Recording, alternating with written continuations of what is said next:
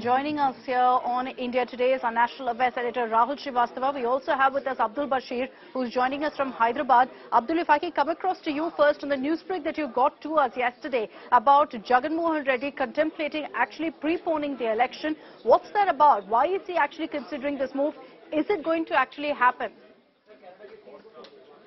See, considering the previous performance of YSRCP in the previous elections that have bagged more than 150 seats among 175 seats, now YS Jagan Reddy is pretty confident that he's going to bag all the 175 assembly seats in the election. So this has been making rounds that YS Jagan Reddy can call for early polls, and there are speculations that he will contemplating a dissolution of the assembly, Andhra assembly, and the alliance that we are speaking about, the alliance with the BJP, NDA, where YSRCP had time and again been supporting BJP in all the bills that have been passed in the parliament and other issues. Now YSRCP recent visit of JP Nadda to Andhra Pradesh and attacking YSRCP had made confusion among the party, and now YSRCP's chief Jagan Reddy had visited yesterday, where he had spoke about the funds, and also there had been sources that informed that YS Jagan Reddy had been consulting Prime Minister Narendra Modi and Union Home Minister Amit Shah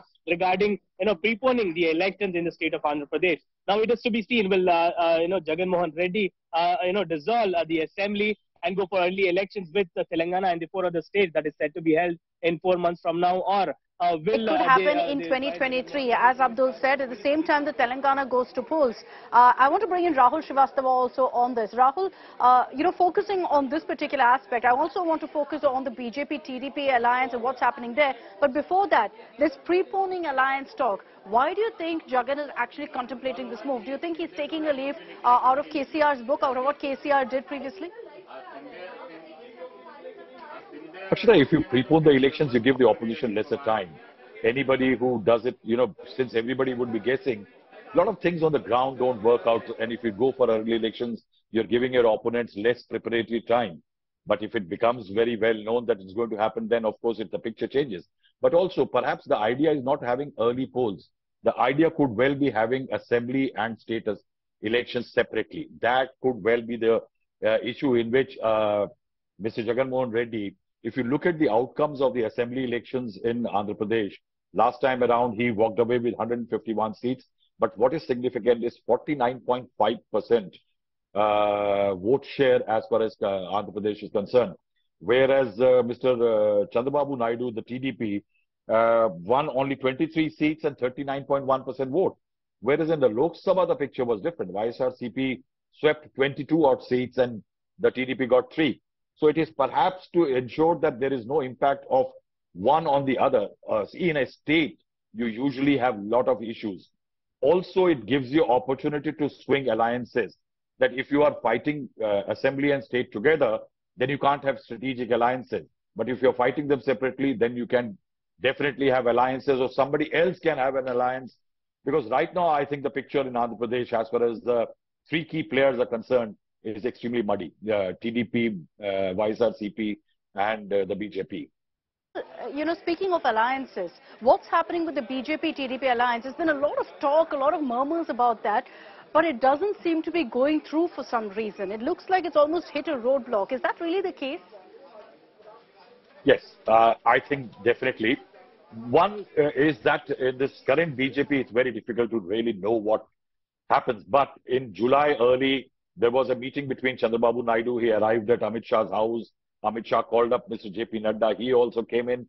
And from then were born the news about the buzz about the TDP and the BJP tie-up. But I think little over a month later, it seems that there are trouble.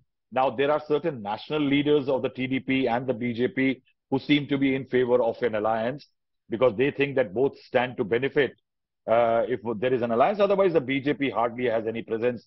BJP contested 25 seats in Lok Sabha and the vote share was 0.96%. So BJP is not a great player. It does want to make inroads through alliances. But the problem here is that the state level leaders of the BJP are objecting to alliance. They say that let's grow alone because TDP is a very unreliable player. And that's true. He has been switching sides.